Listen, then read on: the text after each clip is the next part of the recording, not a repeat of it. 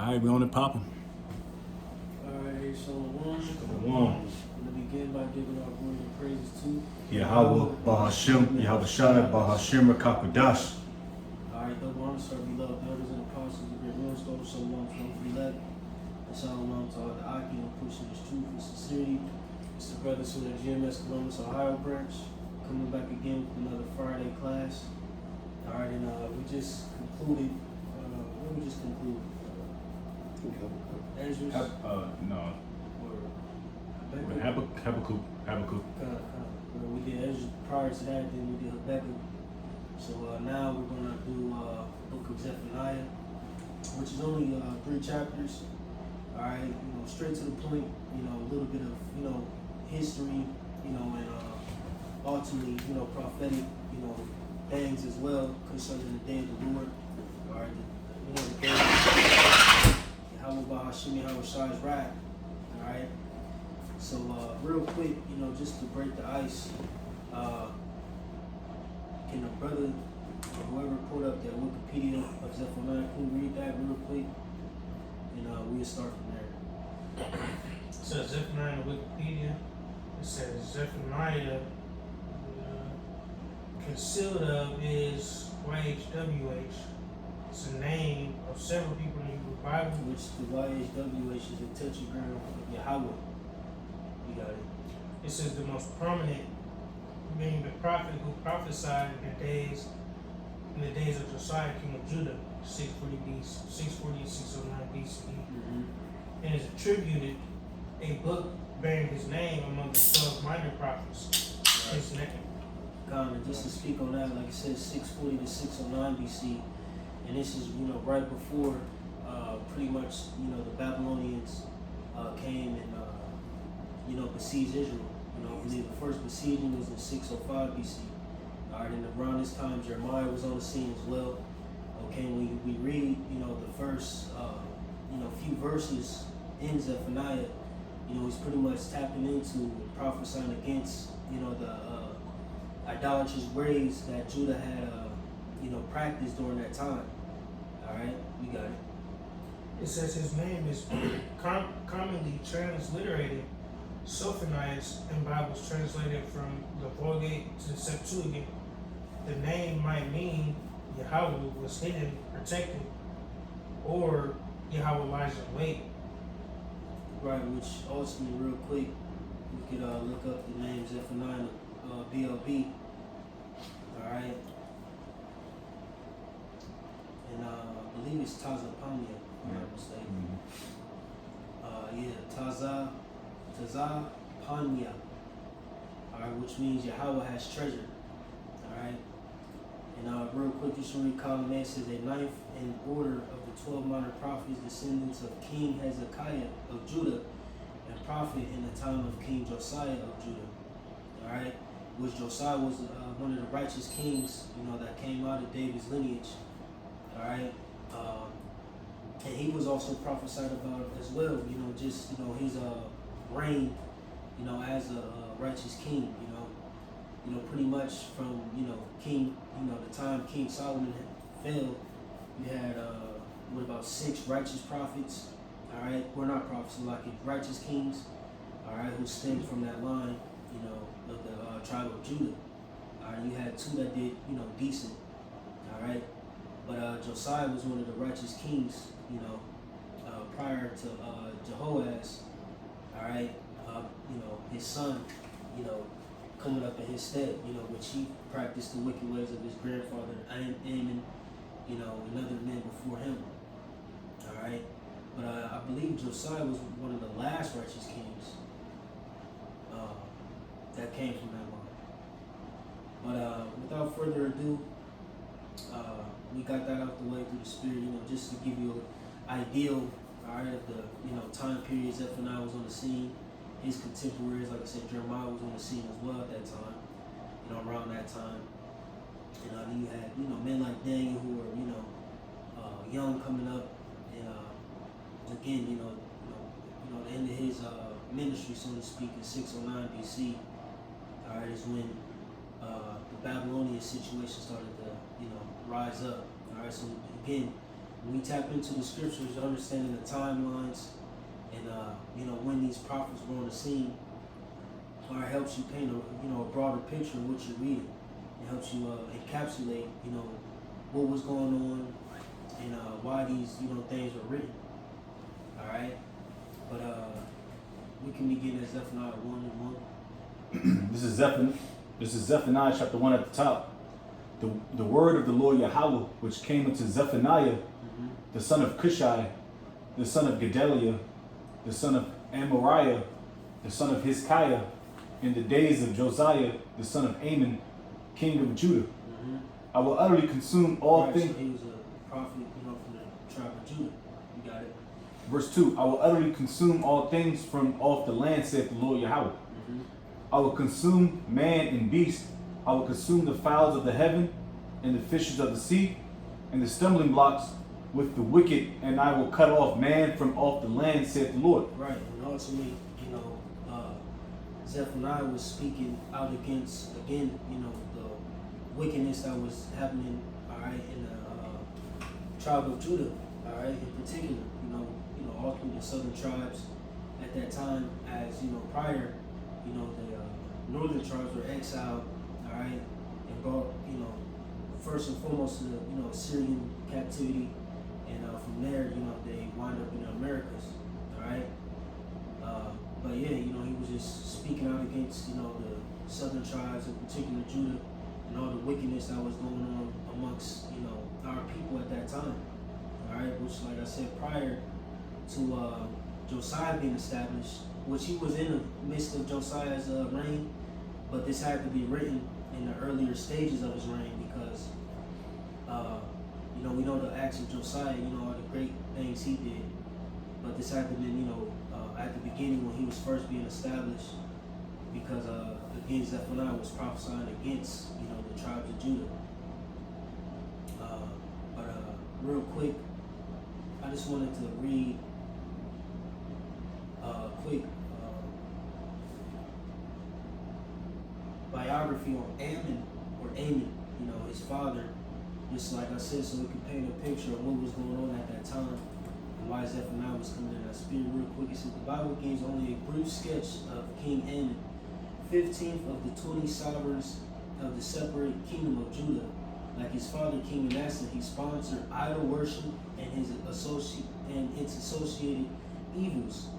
Unlike Manasseh, he never repented of his evil. After 2 years in office, some of his officials assassinated him. The murderers were brought to justice and sentenced to death. And Amon's son, 8-year-old Josiah, was made king. Right, so he was a young king. He came up with Josiah. He came up young. I believe the youngest king that was established in Israel was 7, maybe.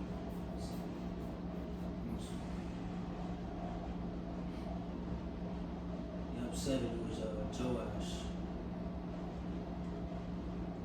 Which I think he did. I think he did like halfway good, halfway. I think in his youth he did good. In his old age, he started tripping. Yeah. But you got it, bro. Verses 4. Back at Zephaniah 1:4. I will also stretch out my hand upon Judah and upon all the inhabitants of Jerusalem, and will cut off the remnant of Baal from this place, and the name of the Chemarims with the priests. Right, Baal was a heavy deity that Jake worshipped. All right, in that time, Baal, Molech, all right, so on and so forth. But you got it. All right, back at it. But real quick, let me read this in the AI overview because I had this pulled up on Baal. It says, in the Bible, Baal was an ancient Canaanite fertility and storm god whose worship frequently tempted the Israelites to stray from Yahweh. The Hebrew word Baal literally means Lord, owner, or master, which that's one of the definitions. While it often refers to the specific deity Hadad, it was also used as a title for various local gods, the Baals. It says, meaning and role of the all nature God believed to control the weather, rain, clouds, dew, and agricultural fertility. Canaanite origins widely worshipped across the ancient Near East and Phoenician as king of the gods. Temptation for Israel. When Israelites shifted from the nomadic lifestyle of farming in Canaan, many adopted Baal practices to ensure good crop harvest.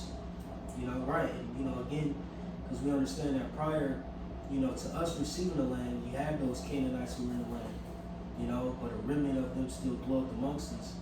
And again, with that, Jacob adapted those practices, from those Canaanites, and started to worship their gods, etc. But you got it, bro. Verse 5, and them that worship the host of heaven upon the housetops, and them that worship and that swear by the Lord, and that swear by Malcolm. Right, can you read that one more time? Yep. Verse 5, and them that worship the host of heaven upon the housetops, and them that worship and that swear by the Lord, and that swear by Malcolm. Right, so at that time you had, Jacob was faking the funk, act like they worshiping Yahweh Bahashim Yahushai, but behind closed doors they would worship, things in the heavens on the housetops. And if you look at I don't know if Jake could pull up a picture, show the camera, like an ancient house in Jerusalem, how the layout was, but they had like flat roofs, so to speak. Yeah, one story pretty much. Yeah, and they would have, ladders, etc. that would go up to the roofs, where they, they had meetings, so on and so forth. Mm-hmm. But they would have access to the roofs, and behind closed doors, they would worship different gods. Isn't that kind of similar to this when the Lord sent the visions to Ezekiel, right, when the priest was he looked into the wickedness of the yeah, same thing. Right, but they were faking the funk. They were acting like they were serving Yahweh Shem Yeah. But behind closed doors, they was worshiping other gods, and I believe Malcolm or Malcolm, was it the god of the Moabites? Let me see. I look for it. Or the Ammonites. Let me see. Look it up.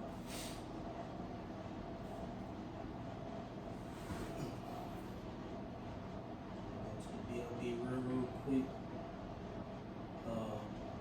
Malcolm, it says, great king, yet the god of the Ammonites and Phoenicians, to whom some Israelites sacrificed their infants in the valley of Hinnom, also Molech. Right, so again, you had Jake who was worshiping all types of gods, man. And can we get that law real quick, put on the God before me? Real quick. And that's a, big slap in the face of the Heavenly Father, that's spiritual adultery. Alright? And again, that's why, the Lord likened the nation of Israel to a whore. Alright, look, that's two different gods, within two verses and many more. Had the Queen of Heaven, and again, like I said, and them that worship the host of heaven upon the housetops, right? You had, Jacob was worshiping stars and, doing all that shit. That's, a common thing amongst the nation of Israel, man, is having, a lot of gods, or deities that they would worship. Alright? Even now, like we was going into, I believe, at camp, Jacob said they're a Christian, but believe in zodiacs.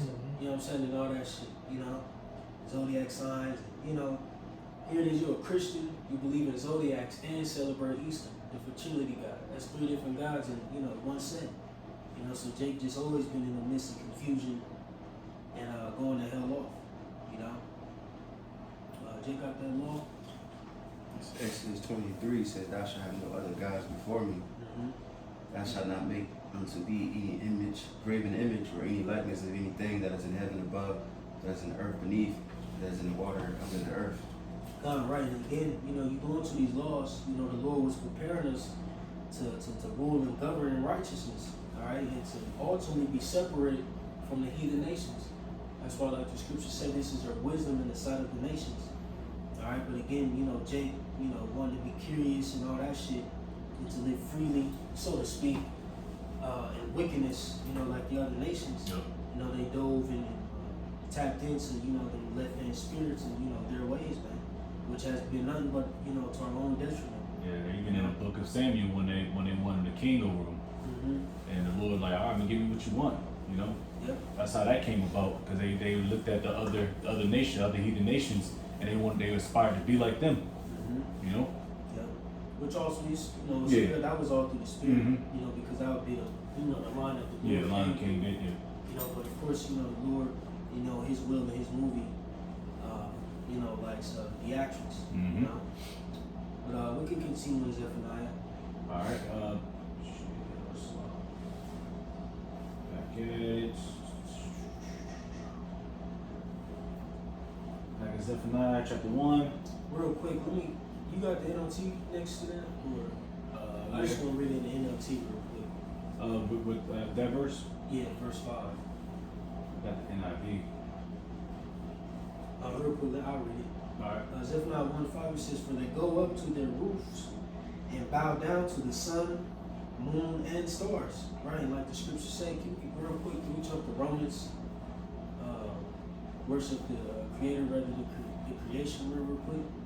It says they claim to follow the Lord, but then they worship Molech too.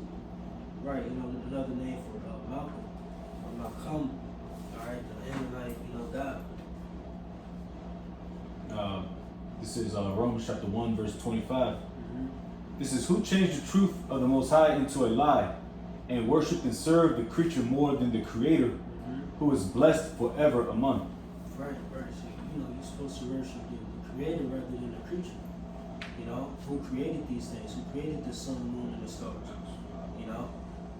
But that's it. You got something? This is Acts 5:29. Then Peter and the other apostles answered me, said, "You ought to obey the Most High rather than men." Pretty quick. Yeah, fine. But you got it, bro. Back at it. Zephaniah 1 and 6. It says, "And them that are turned back from the Lord, and those that have not sought the Lord, nor inquired for him, hold thy peace at the presence of the Lord thy power. For the day of the Lord is at hand, for the Lord hath prepared a sacrifice, he hath bid his guest. Right. You got it. And it shall come to pass in the day of the Lord's sacrifice that I will punish the princes and the king's children and all such as are clothed with strange apparel." Right, and see, this is where, you know, the tables turn. All right, although, you know, this was set, you know, during the time of Josiah, you know, the prophets, you know, would speak concerning things that were happening, you know, in that time, but you would get hints at, you know, the prophetical side of things and how these things apply to the end times. You know, key words, the day of the Lord, all right, or the day of Yahweh's wrath or His judgment. All right, so ultimately, you know, the gears switch in the sense that, you know, now these things are concerning the times of the end. But you got it. It says, verse 9, "In the same day also will I punish all those that leap on the threshold, which fill their master's house with violence and deceit. And it shall come to pass in that day, saith the Lord, that there shall be the noise of a cry from the fish gate, and a howling from the second, and a great crashing from the hills." Right, and ultimately that's dealing with your stock markets, you know, so on and so forth, you know. Like I said, a great noise crashing of hills, you know, is ultimately concerning governments failing and economies tanking, you know, et cetera, et cetera. Because when you go into it real quick, and Jake, never mind, alright.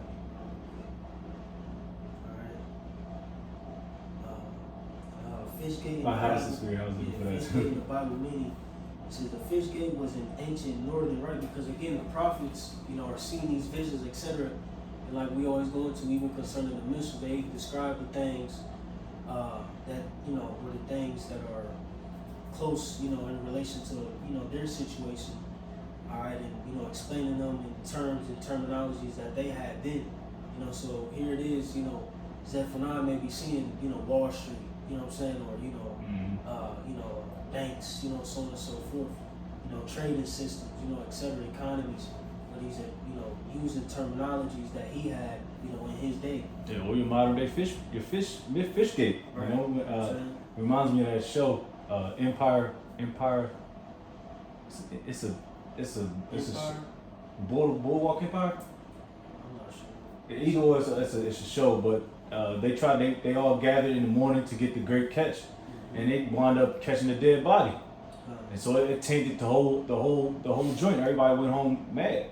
That's how, you know, probably what they've seen. You know, the market's crashing and shit. Real quick, it says the Fish Gate was an ancient northern or northeastern entrance in the wall of Jerusalem, named for the nearby fish market, where traders from Tyre and Galilee brought fish to sell. It is noted in historical and prophetic Old Testament passages like Nehemiah, Zephaniah, and Chronicles. Right, you know. So again, you know, that Fish Gate, you know, represents trade. All right, like I said, different markets, so on and so forth, and then, you know, as you know, we live in this modern day, we see that happening.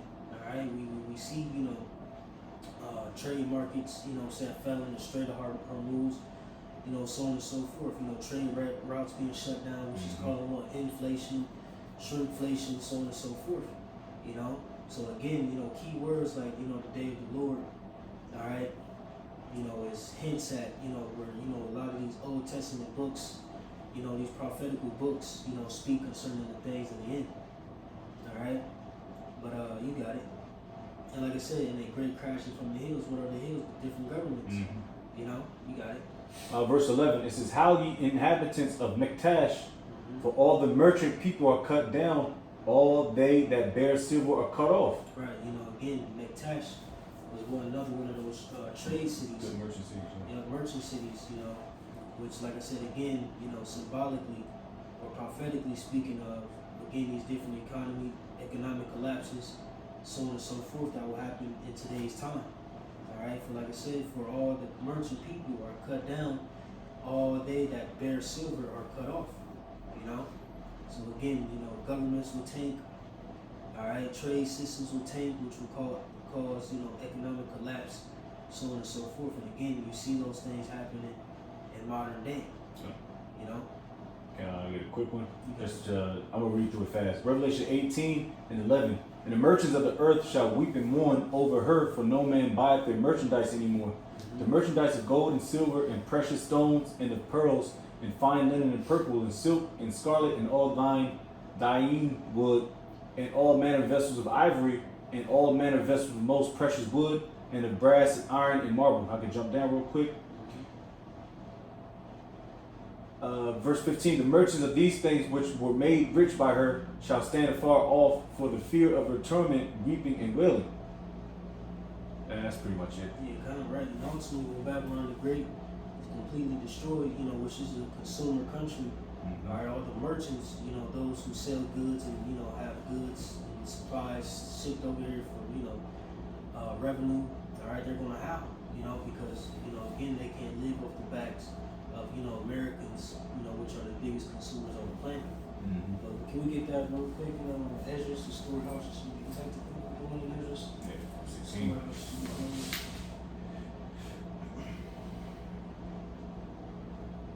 It's 2 Ezra 6:22. It says, "Suddenly shall the sown places appear unsown, the full storehouses shall suddenly be found empty."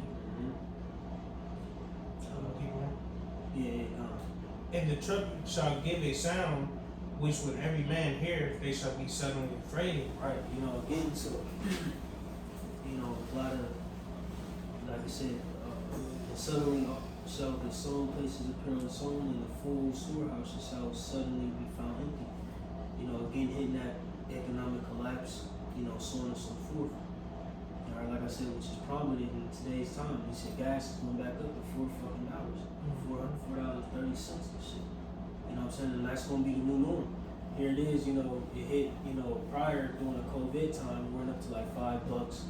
You know what I'm saying? And, you know, it stayed stationary at $2.50, $2.93. Then the new hit came, and now what? It jumped up to $3.50s and, you know, $3.80s, and, you know, now that's just the norm now. Yeah, It's just the norm now. You know what I'm saying? Gas ain't gonna get back down to $2 no more. You know what I'm saying? It's, you know, $3.50, between $3.50 and, $4. You know what I'm saying? But, again, shrinkflation, inflation is a prominent thing, all right, in prophecy. And the more of the demand of the infrastructure. Yep. Like with the data centers, that's popping on. We already did many lessons on what's going on with the data centers in the rural areas. It needs a high demand of water, oil, electricity, and manpower. Yep. You know? Yeah, bro. That's just working where I'm at, building the data center. We broke through so much fucking fuel and man, it's crazy, bro. It's crazy, man. You know what I'm saying? $1 trillion projects, Mm-hmm. Yeah, I put in the chat earlier. Lake Mead, that water, that's the largest reservoir in America. It's just the lowest that it's ever been Oh, in history. what you say it was? Lake Mead, the Lake largest Mead. freshwater reservoir in America. So why this shit getting used up, man? It's just getting tight. They gonna have charging niggas extra for water and shit, man. They're gonna do it like the electricity. They say cut your water's gonna be shut down Man. at this time, man. Nigga, heard take your quick little military, little bird bath joint, the little shorties be doing before the club and shit. Yeah. You know, Stinking. it's smack. Verse 12, and it shall come to pass at that time that I will search Jerusalem. Right, like it says, and it shall come to pass at that time. You got it. At that time, I will search Jerusalem with candles and punish the men that are settled on their lees.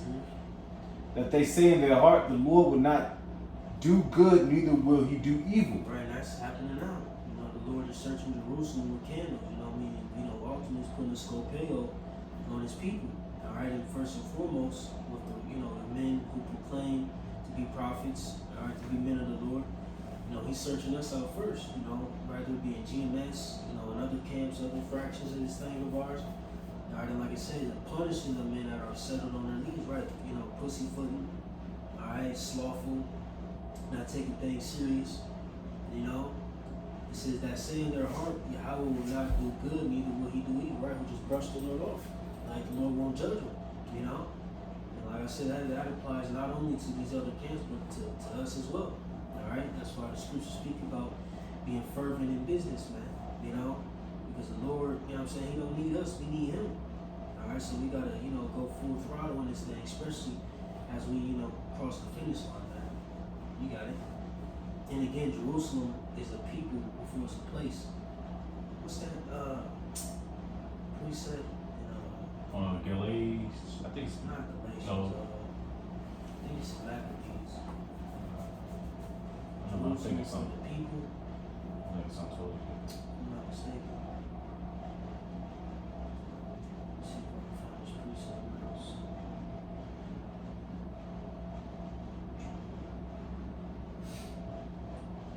We say he made Jerusalem for the people. Oh, I know what you're talking about.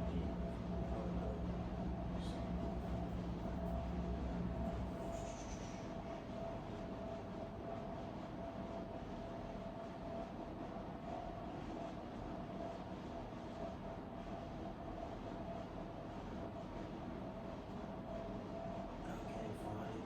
That's alright, we can keep going. Let me see if I can. Shit, we can keep doing it. Brother find it. We'll just bring it out.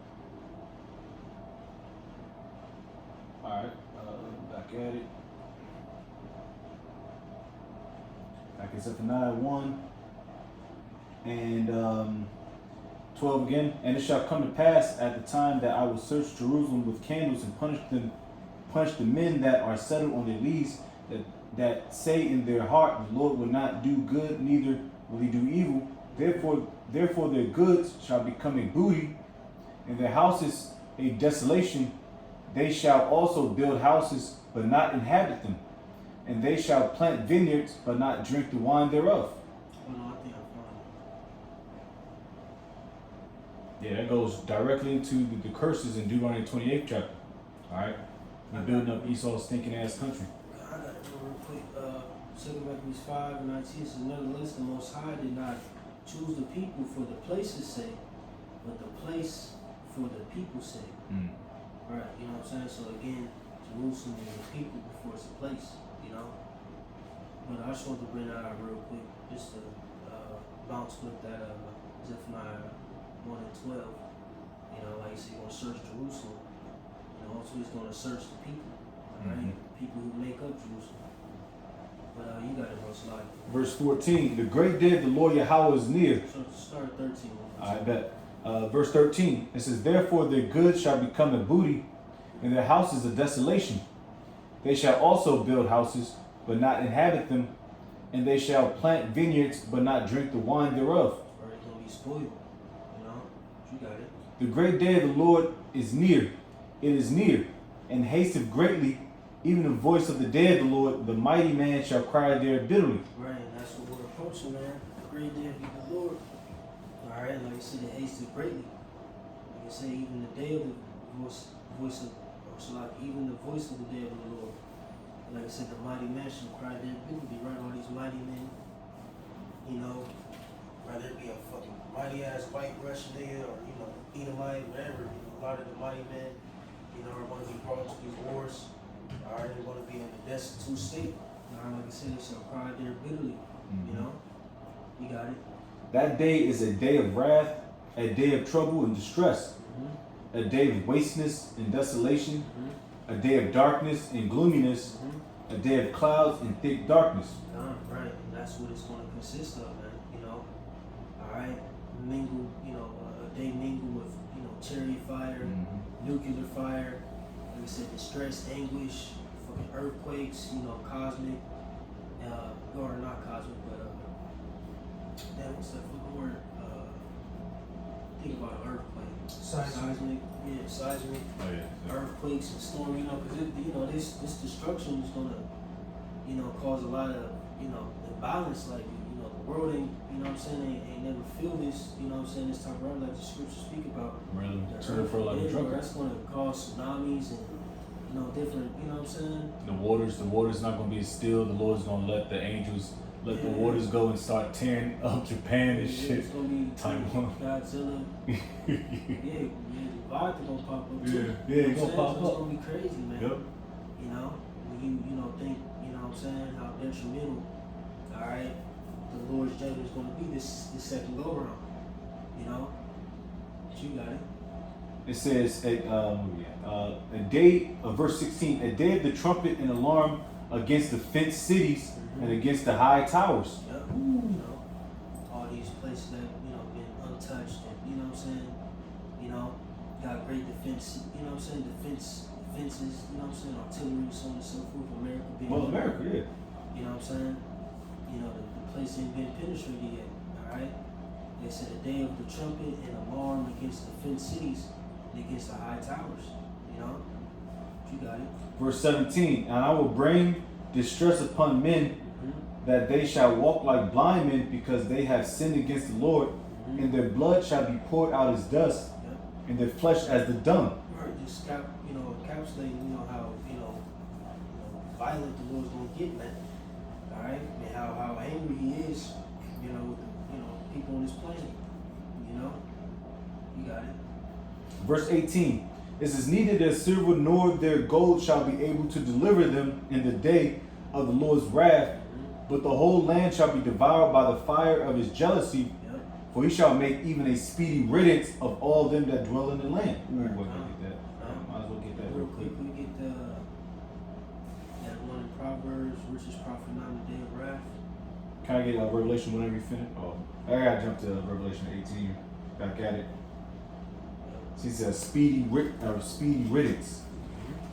This is back at Revelation. Proverbs hold on. 14 or 4. Where do we get that on? Okay. No. I'm thinking something totally different. I can't Great, find it. and 1 hour great riches coming about. Is that what you're thinking? Yeah, I was at it. That's a good one. Yeah. But yeah. But that goes into something totally not The Lord's totally. going to, destroy this place, hastily, man. All right. But Jake can read that Proverbs 11. Proverbs 11:4. Precept, we can close out the second. Proverbs 11:4 says, richest profit not in the day of wrath, But righteousness delivered from that. Right, so again, and that's the spirit of God that's in thinking, Jay gotta work, Jay gotta save, and, do all the civilian shit. I'm like, man, this shit is pointless. You know what I'm saying? I'm just, busting your ass and doing all this dumb ass shit all day, like, just for all this shit to come to an end. You know what I'm saying? But, motherfuckers stacking shit up, stacking chips, trying to stack physical cash, and, all that shit. Riches also go into resources as well, hoarding up shit. Nigga done had, the same cans of corn for, 30 years and shit.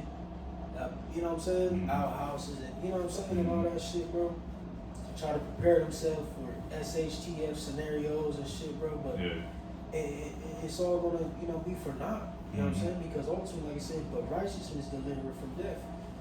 So if the Lord, doesn't see you fit, to be saved, you're not going to be saved. No matter how much food you got stored up, no matter how much money you got saved and stocks and, and all that shit. Like IRAs, pensions.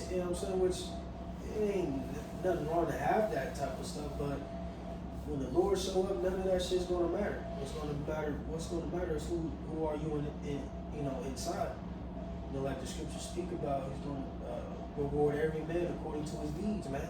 To his deeds, not to how much money he got, not to how much, shoes a nigga got J's and, followers, not to none of that shit. Your deeds, who you are eternally,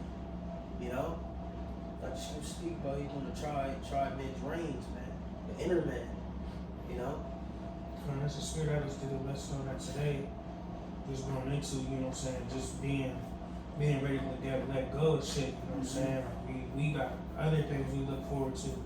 Like no matter what opportunity you got, no matter what riches you have, no matter whatever you have on this side, always know in your mind like this shit's gonna be gone. Yeah.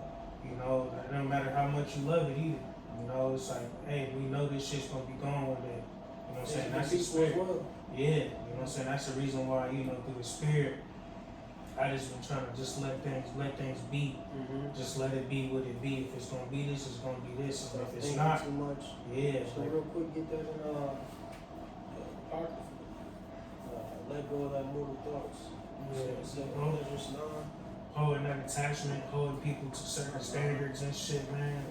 I let all that shit go. You can't hold these people to nothing. You can't, you can only hold yourself to something. You gotta be selfish but selfless in this ministry, Because at the end of the day, we can get that to work out our own salvation with fear and trembling. So it's real, bro. Like, we read these things, and of course we know these things to be true, but it's like, damn, we gonna really have to see all this stuff too. Like the scriptures speak about, the righteous shall scarcely be saved. So we're gonna witness everything up until we get on the chariots. You know what I'm saying? Like the scriptures speak of, we shall be changed in the twinkling of an eye. Like, you still gonna be like that, like right there. Brothers and sisters and had, testimonials of Jake just getting saved, and you know what I'm talking about? It's like a fucking train scene. Motherfucker driving, train coming, that motherfucker, you know what I'm talking about? Lining you up and you just barely made it through that motherfucker skint your bumper. That's how the elect gonna be saved, man. So again, bro, it's gonna be hectic. It's gonna be hectic. We're gonna witness a lot. And we're gonna be, as afraid just as, these other motherfuckers gonna be afraid. But, we have hope. We have hope. But Jacob grabbing the precepts real quick. Philippians 2 verse 12. This is wherefore, my beloved, as ye have always obeyed, not as in my presence only, but now much more in my absence, work out your own salvation with fear and trembling. Yep. Work out your own salvation with fear and trembling, man, because this ain't no fucking joke, man. Like you said in that 12th verse, alright, searching Jerusalem with candles, man. Alright, so shit, it's even going through this chapter, got me want to, look more in the mirror. You know what I'm saying? Make sure I'm right, in the right spirit. Treat the brothers right, treat myself right, praying, fasting, and doing what Jake got to do, Lord willing, to be in the Lord's good grace, But you got that other precept up? Yep. 2 Corinthians 14:14. Let go from the immortal thoughts. Cast away the burdens of man. Put off now the weak nature. Right, you know. You can speak on it, Art. I'm going to get to the next verse. It says, and set aside the thoughts that are most heavy unto thee, and haste thee to flee from these times.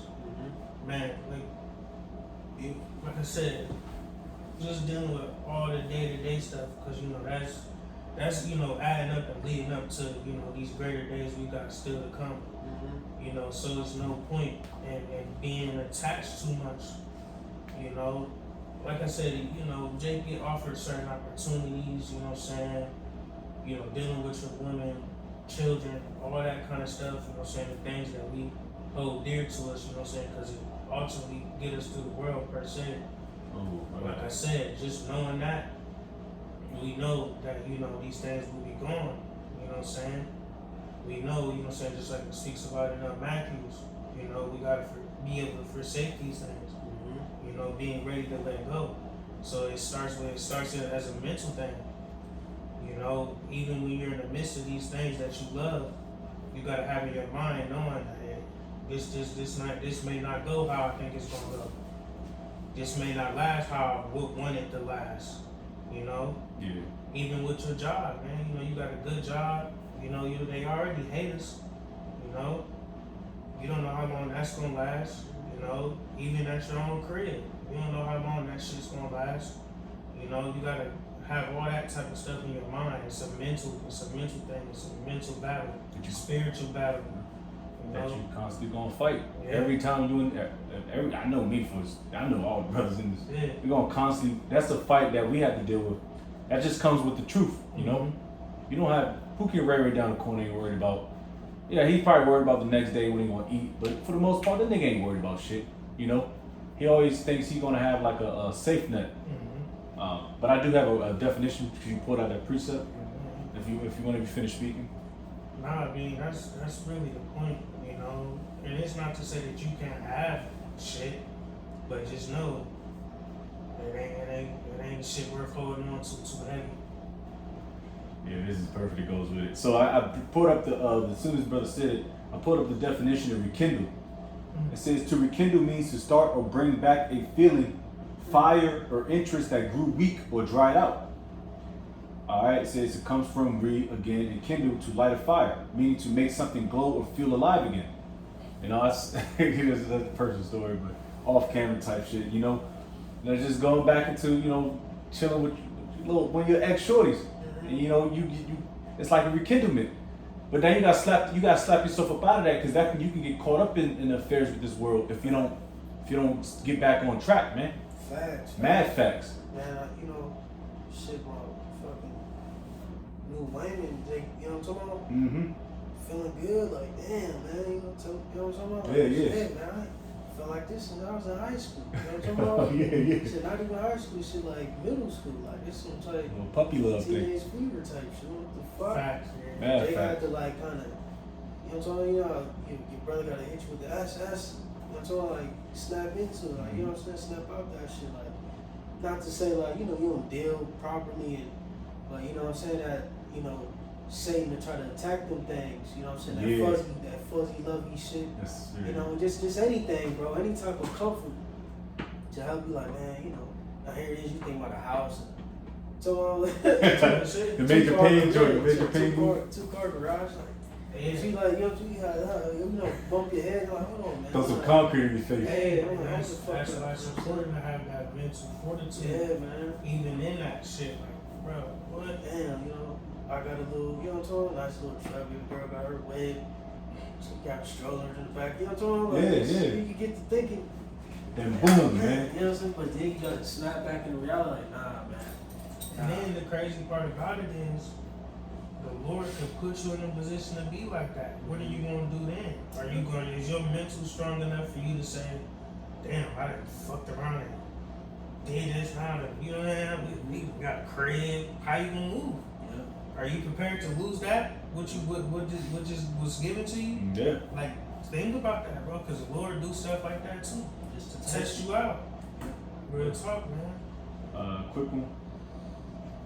Damn, It's turned to a live stream. No bullshit. That was crazy. This is Psalms 2:11. It says, serve the Lord Yahweh with fear and rejoice with trembling. It says, kiss the Son, lest he be angry and you perish from the way when his wrath is kindled but a little. Blessed are all they that put their trust in him. And I ain't gonna lie, man, you in good spirits, man. You're like, oh, what's popping, man? What's going on? Is this a trap? Yeah, but you gotta understand the mercy of the Heavenly Father too as well. Mm-hmm. He can't just throw everything at you once, because we in this flesh, man. And some brothers are built up more to handle it, some brothers aren't. And that's all through the Spirit anyway. Because the Lord knows. You know, he knows our mind, our spirit.